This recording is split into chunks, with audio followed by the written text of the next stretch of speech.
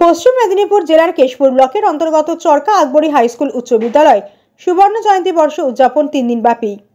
এই সুবর্ণ জয়ন্তী উদযাপনের শুভ সূচনা করলেন জেলা পুলিশ সুপার জ্যোতিবান সরকার, জেলা সভাধিপতি প্রতিভা মাইতি, কেশপুর পঞ্চায়েত সমিতির সভাপতি চিত্তরঞ্জন খড়াই, 8 নম্বর অঞ্চলের প্রধান মারফিয়া বিবি, ভূমি কর্মাধ্যক্ষ আশিক ইকবাল, বিদ্যুৎ কর্মাধ্যক্ষ তাজ মোহাম্মদ বক্স, কৃষি কর্মাধ্যক্ষ দুর্লভ ঘোষ, জলস্বাস্থ্য কর্মাধ্যক্ষ জাহাঙ্গীর খান, পূর্ত কর্মাধ্যক্ষ উত্তম ত্রিপাঠী, শিক্ষা কর্মাধ্যক্ষ হরিপদ মাইতি, বিদ্যালয়ের সভাপতি আলমগীর আলী, স্কুলের প্রধান শিক্ষক আহমদুল্লাহ, শিক্ষক শিক্ষিকাগণ এবং 8 নম্বর অঞ্চল তৃণমূল কংগ্রেসের সভাপতি সহ অন্যান্য নেতৃত্ববৃন্দ।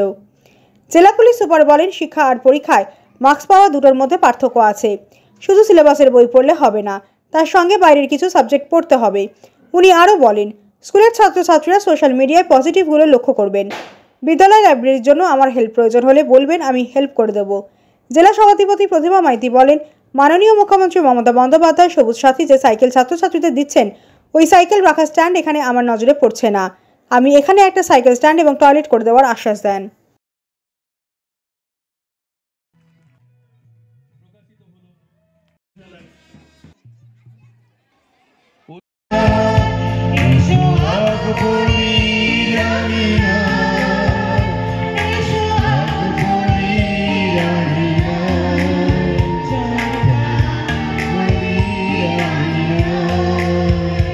শিক্ষা আর পরীক্ষায় মার্কস পাওয়া দুটোর মধ্যে কিন্তু একটু পার্থক্য আছে।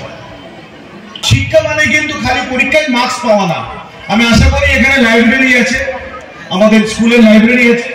আপনাদের মাননীয় প্রধান শিক্ষক মহাশয় খুবই অ্যাক্টিভ, উনি সমস্ত বিষয়ে আমাকে ব্রিফ করছিলেন।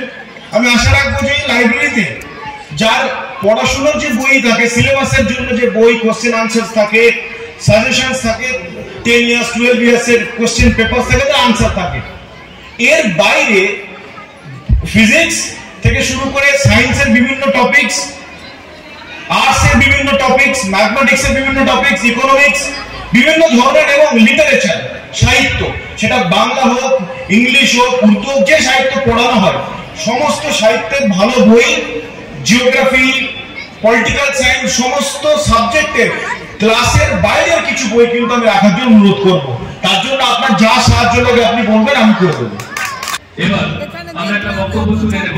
আমাদের মধ্যে উপস্থিত রয়েছেন মাননীয় চিত্ত গড়াই মহাশয়, তার অমূল্য বক্তব্য আমাদের সমৃদ্ধ করবে এই আশা রাখি। কিন্তু সেই সাইকেলটি চিত্ত স্যারের কাছ থেকে আমরা একটি কথা শুনে নেব। বিদ্যালয়ে সাইকেল স্ট্যান্ড এখনো নেই। সভাপতি কেশপুর পঞ্চায়েত সমিতি মাননীয় চিত্ত গড়াই মহাশয়, ওনার কাছ থেকে আমরা এবার কিছু বক্তব্য শুনে নেব। ওই পোর্শন থেকে আমরা একটা সাইকেল স্ট্যান্ড এবং টয়লেটের একটা মেয়েদের অভাব আছে, টয়লেটের কথা এটা